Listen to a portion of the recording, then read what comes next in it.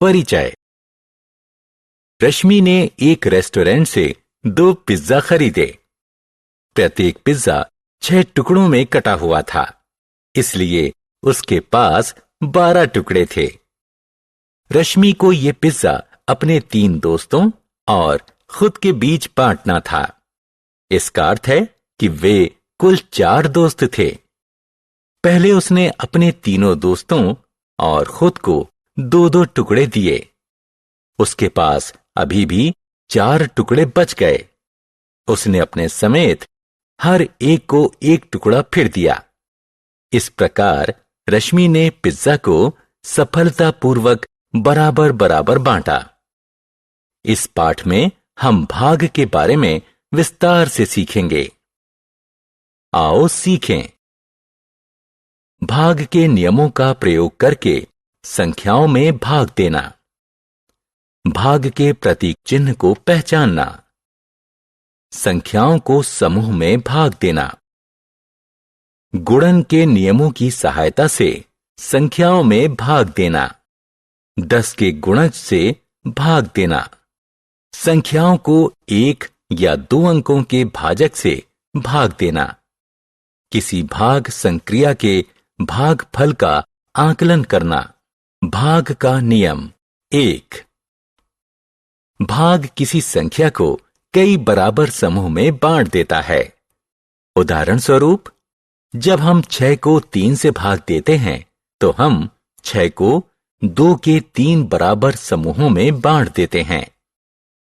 किसी संख्या को 0 से भाग नहीं दिया जा सकता, क्योंकि किसी संख्या को 0 समूहों में बांटना संभव नहीं है। किसी भी संख्या से 0 को भाग देने पर भागफल 0 होगा, क्योंकि 0 को जब समूहों में बांटा जाएगा तो परिणाम 0 ही होगा। किसी संख्या को 1 से भाग देने पर परिणाम वह संख्या ही होती है। 1 को 1 से भाग देने पर परिणाम 1 होगा। 2 को 1 से भाग देने पर परिणाम 2 होगा। 3 को 1 से भाग देने पर परिणाम 3 और आगे भी इसी प्रकार चलेगा। भाग का नियम 2। आइए 2 और 3 के भाग के नियम सीखें। 2 को 2 से भाग देने पर परिणाम 1 होगा। 12 को 2 से भाग देने पर परिणाम 6 होगा। इसी प्रकार 6 में 3 से भाग देने पर परिणाम 2 होगा। अब आइए 4, 5 और 6 के भाग के नियम देखें। 4 को 4 से भाग देने पर परिणाम 1 होगा। 20 को 4 से भाग देने पर परिणाम 5 होगा। 10 को 5 से भाग देने पर परिणाम 2 होगा। इसी प्रकार 18 में 6 से भाग देने पर परिणाम 3 होगा। अब 7, 8 और 9 के भाग के नियम जानने का समय है। 21 को 7 से भाग देने पर परिणाम 3 होगा। 56 को 7 से भाग देने पर परिणाम 8 होगा। 64 को 8 से भाग देने पर परिणाम 8 होगा। 72 को 9 से भाग देने पर परिणाम 8 होगा। भाग का प्रतीक चिन्ह। इन चिन्हों को देखिए, ये भाग के चिन्ह हैं। उदाहरण स्वरूप, 4 को 2 से भाग को इस तरह लिखा जा सकता है। आओ खेलें। सही उत्तर पर क्लिक करें। समूह बनाकर भाग। यहां 15 किताबें हैं। 5 किताबों को एक थैले में रखा जा सकता है। 15 किताबों को रखने के लिए कितने थैले चाहिए? 5-5 किताबों का समूह बना लो। 15 किताबों से ऐसे 3 समूह बनेंगे। अतः 15 किताबें रखने के लिए 3 थैलों की जरूरत पड़ेगी। यहां 20 सेब हैं। एक टोकरी में 4 सेब रखे जा सकते हैं। 20 सेब रखने के लिए कितनी टोकरियों की जरूरत पड़ेगी? 4-4 सेबों का समूह बनाइए। 20 सेबों से ऐसे 5 समूह बनेंगे, इसलिए 5 टोकरियों की जरूरत पड़ेगी। गुणन के नियमों के प्रयोग से भाग देना। आइए अब गुणन के नियमों के प्रयोग से भाग देना सीखें। 18 को 3 से भाग देंगे तो परिणाम क्या होगा? हम 18 को निम्नलिखित तरीके से भी लिख सकते हैं। 3 गुणा बराबर 18। हम जानते हैं कि 3 को 6 से गुणा करने पर गुणनफल 18 होगा। अतः 18 को 3 से भाग देंगे तो परिणाम 6 होगा। इसी तरह 22 को 2 से भाग को निम्नलिखित तरीके से लिखा जा सकता है। 2 गुणा बराबर 22। हम जानते हैं कि 2 का 11 से गुणा करने पर गुणनफल 22 होता है। इसलिए 22 को 2 से भाग देने पर परिणाम 11 होगा। आओ खेलें। आपको सही विकल्पों को उठाकर उपयुक्त बॉक्स में रखना है। 10 के गुणज से भाग। जिनकी संख्याओं का अंतिम अंक 0 होता है वो 10 की गुणज होती हैं। आइए 400 को 5 से भाग दें। 400 को 40 गुणा 10 लिखा जा सकता है। हम जानते हैं कि 40 को 5 से भाग देने पर परिणाम 8 होता है।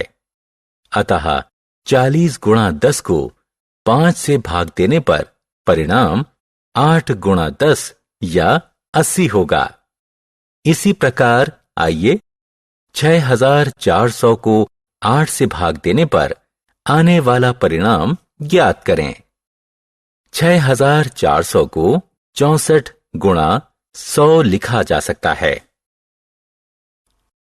64 को 8 से भाग देने पर परिणाम 8 होगा। अतः 64 गुणा 100 को 8 से भाग देने पर परिणाम 8 गुणा 100 या 800 होगा। अब 647 को 10 से भाग दें। हम 10 का पहाड़ा याद करते हैं और ऐसी संख्या प्राप्त करते हैं जिसका 10 से गुणनफल 64 के पास हो। 10 गुणा 6 बराबर 60। 64 में 60 घटा दीजिए, परिणाम 4 बचेगा। 7 को नीचे लाइए, हमारे पास 47 हैं। 47 में से 40 घटा देने पर 7 प्राप्त हुआ। इस प्रकार शेष 7 बचा। अतः हम कह सकते हैं कि 647 को 10 से भाग देने पर शेष 7 बचता है। एक अंक की संख्या से भाग। आइए अब 128 को 8 से भाग दें। क्योंकि 1 8 से कम है, इसलिए हम 12 को 8 से भाग देंगे। 8 का पहाड़ा याद करें। 8 एकम 8, 8 दूनी 16, 16 8 से बड़ा है, इसलिए हम 8 एकम 8 का प्रयोग करेंगे।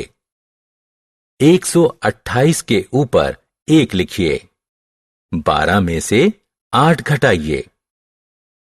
4 को उत्तर के रूप में लिखिए। 8 को नीचे लाइए। अब 48 को 8 से भाग दीजिए। 8 छिक्के 48। 128 के ऊपर 1 के आगे 6 लिखिए। 48 में से 48 घटाइए। उत्तर 0 है। अतः 128 को 8 से भाग देने पर परिणाम 16 आएगा। इस भाग में कुछ शेष नहीं बचेगा। 2 अंकों की संख्या से भाग। 866 को 21 से भाग दीजिए। क्योंकि 8 21 से छोटा है, इसलिए 86 को 21 से भाग दीजिए। 21 गुणा 4 बराबर 84। 866 के ऊपर 4 लिखिए और 86 से 84 को घटा दीजिए। परिणाम 2 आएगा। 6 को नीचे लाकर 26 प्राप्त कीजिए। अब 26 को 21 से भाग दीजिए।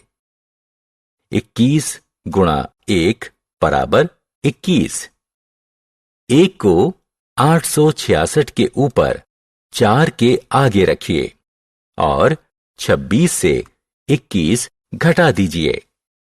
परिणाम मिलेगा 5। 5 शेषफल है। अतः 21 से 866 में पूरा भाग नहीं दिया जा सकता।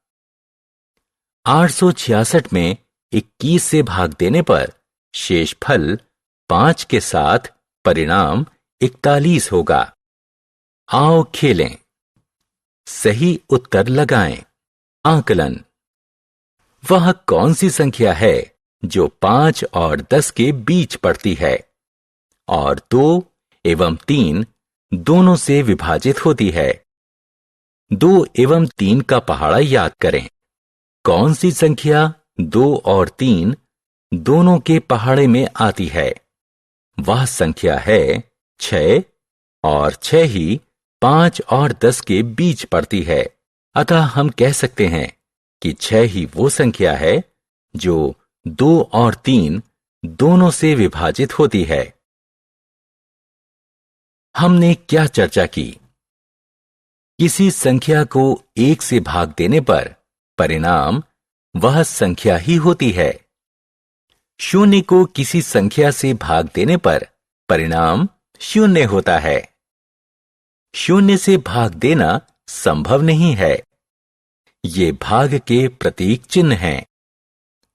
गुणन के नियमों की सहायता से संख्याओं को भाग दिया जा सकता है। समूह बनाकर भाग